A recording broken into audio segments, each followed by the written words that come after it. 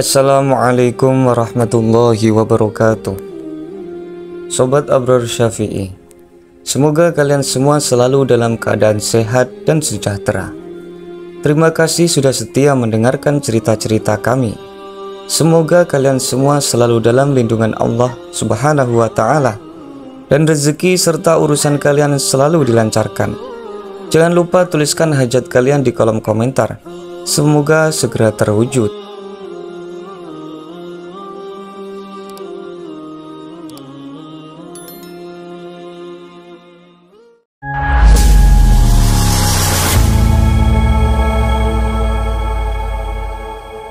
Di episode spesial kali ini, kita akan membahas tentang misteri asal-usul Ratu Balqis. Menurut beberapa riwayat, ada yang mengatakan bahwa Ratu Balqis bukanlah manusia seutuhnya, melainkan manusia setengah jin. Ratu Balqis, yang juga dikenal sebagai Ratu Saba, adalah sosok yang penuh misteri dan kekuatan. Dia adalah penguasa kerajaan Saba yang kaya raya dan sangat maju. Kisahnya yang paling terkenal adalah pertemuannya dengan Nabi Sulaiman alaihissalam. Riwayat yang mengatakan bahwa Ratu Balqis memiliki darah jin dari ayahnya adalah manusia dan ibunya adalah jin, membuatnya memiliki kekuatan yang tidak dimiliki oleh manusia biasa. Ia dikenal cerdas, tegas, dan memiliki kemampuan memerintah dengan adil. Kisah Ratu Balqis sering dikaitkan dengan misteri, keajaiban, dan pesona yang tak terjelaskan, membuat banyak orang penasaran tentang kehidupannya yang sebenarnya. Mari kita kupas kisahnya dengan lembaran-lembaran sejarah yang berhasil kami rangkum. Pada zaman dahulu, ada sebuah kerajaan yang sangat terkenal di masa Nabi Sulaiman alaihissalam. Kerajaan itu bernama Saba. Kerajaan ini sangat terkenal karena dipimpin oleh seorang wanita bernama Ratu Balqis. Sebelum masuk ke kisah Ratu Balqis, kita akan mengulik sedikit latar belakang tentang kerajaan Saba. Kerajaan ini diabadikan di dalam Al-Quran dan juga dijadikan nama surat dalam Al-Quran. Saba adalah sebuah kerajaan di abad klasik yang berdiri sejak tahun 1300 sebelum Masehi, yang kini terletak di wilayah Yaman. Kerajaan Saba dikenal karena kemasyhuran, kemakmuran, dan kesuburan tanahnya. Terletak di wilayah yang sekarang dikenal sebagai Yaman, kerajaan ini berkembang pesat berkat sumber daya alam yang melimpah dan strategi perdagangan yang cemerlang. Dengan hasil alam yang berlimpah seperti rempah-rempah, kamenyan, dan berbagai jenis buah-buahan, kerajaan Saba menjadi pusat perdagangan yang menarik banyak orang untuk berhijrah dan bermitra dengan mereka. Dalam catatan sejarah, Saba dikenal memiliki sistem irigasi yang sangat maju untuk zamannya, yang memungkinkan pertanian mereka tumbuh subur dan menghasilkan panen yang melimpah. Allah Subhanahu wa Ta'ala mengabarkan tentang kemakmuran kaum Saba di dalam Al-Quran. Allah Subhanahu wa Ta'ala berfirman, "Sesungguhnya bagi kaum Saba ada tanda kekuasaan Allah di tempat kediaman mereka, yaitu 2 buah kebun di sebelah kanan dan di sebelah kiri." Quran Surat Saba ayat 15. Ayat ini menunjukkan betapa makmurnya kehidupan di Saba dengan 2 kebun besar yang memberikan hasil yang berlimpah. Kekayaan alam yang begitu melimpah membuat kerajaan ini makmur dan maju, tidak hanya dalam bidang ekonomi, tetapi juga dalam kebudayaan dan ilmu pengetahuan.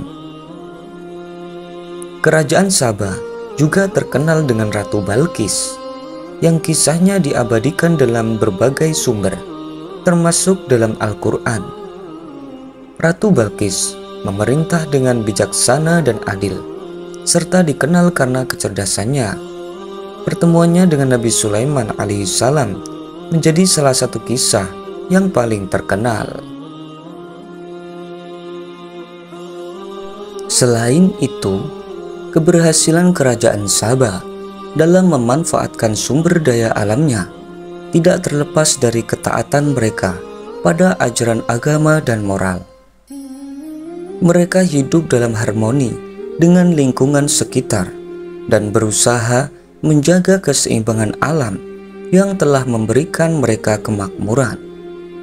Namun, seperti disebutkan dalam Al-Quran, kemakmuran mereka menjadi ujian dari Allah Subhanahu wa Ta'ala. Dan saat mereka mulai sombong serta melupakan nilai-nilai ketuhanan, mereka pun mengalami kemunduran. Dalam aspek arsitektur, kerajaan Sabah juga meninggalkan jejak yang mengagumkan. Peninggalan arkeologi menunjukkan adanya bangunan megah dan sistem tata kota yang teratur. Ini menandakan bahwa mereka memiliki pengetahuan yang maju dalam bidang teknik sipil dan arsitektur. Semua ini menunjukkan bahwa kerajaan Sabah bukan hanya kaya secara material, tetapi juga memiliki peradaban yang sangat tinggi. Secara keseluruhan, kerajaan Sabah adalah contoh bagaimana sebuah peradaban dapat mencapai puncak kejayaan melalui pemanfaatan sumber daya alam yang bijaksana, perdagangan yang strategis, dan pemerintahan yang adil. Kekayaan alam yang begitu melimpah membuat kerajaan ini makmur dan maju, serta meninggalkan warisan yang dikenang hingga kini. Menurut beberapa riwayat, ayah dari Ratu Balqis adalah Raja Syarahil, seorang raja Yaman yang memiliki kegemaran berburu. Ada versi cerita yang menyatakan bahwa ibunda dari Ratu Balqis adalah seorang jin.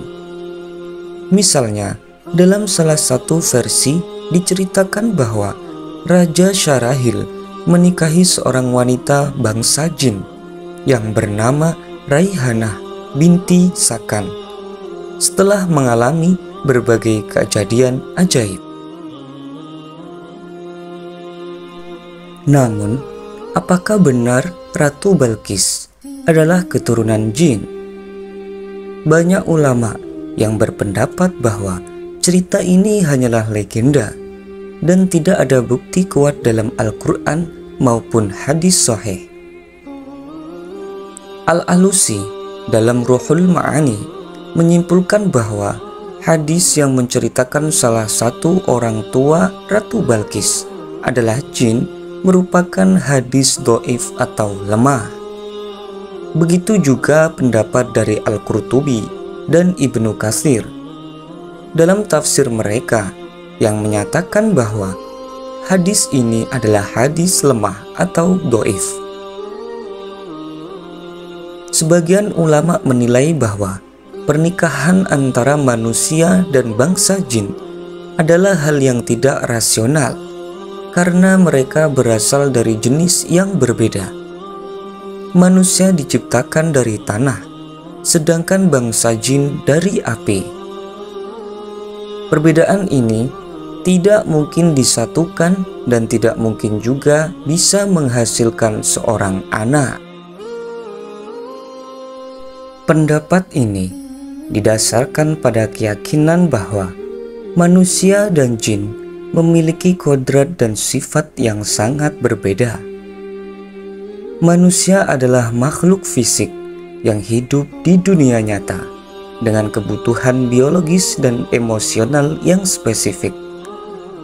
Sementara itu, bangsa jin adalah makhluk gaib yang hidup di dimensi yang berbeda dan memiliki sifat serta kemampuan yang berbeda pula.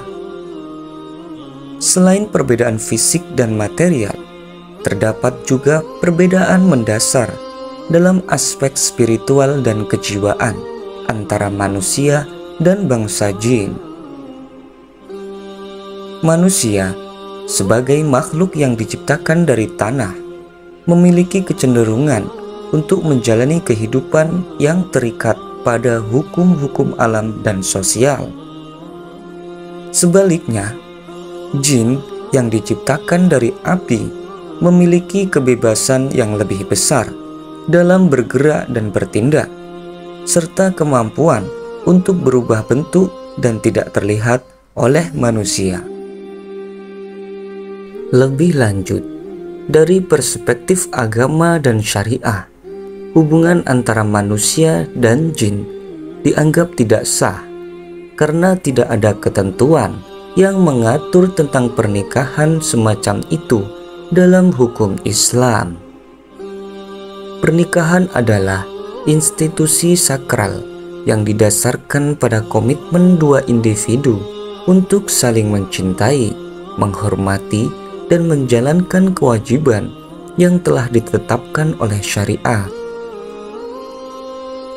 Karena bangsa jin dan manusia memiliki kodrat yang berbeda, maka tidak mungkin untuk menjalin komitmen yang setara dan seimbang dalam pernikahan tersebut. Para ulama juga mengemukakan bahwa pernikahan antara manusia dan jin tidak akan dapat menghasilkan keturunan.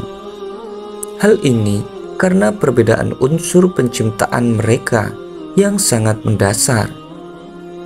Dalam pandangan biologis, manusia dan jin tidak memiliki kesamaan genetik dan fisiologis yang memungkinkan terjadinya pembuahan dan kelahiran anak. Dengan demikian, pendapat bahwa pernikahan antara manusia dan jin adalah hal yang tidak rasional, didukung oleh berbagai argumen teologis, biologis, dan sosial. Para ulama menekankan pentingnya menjaga kemurnian dan kesucian institusi pernikahan dalam kerangka yang telah ditetapkan oleh agama, serta menghindari hal-hal yang bertentangan dengan logika dan akal sehat. Terlepas dari mana asal-usulnya, Ratu Balqis tetap dikenal sebagai pemimpin yang bijaksana, yang menjalin hubungan baik dengan negara lain dan menyelesaikan konflik dengan cara damai. Sikap kepemimpinan Ratu Balqis juga tergambar jelas ketika beliau menerima surat dari Nabi Sulaiman alaihissalam yang berisi ajakan untuk meninggalkan kesyirikan dan mengesahkan Allah.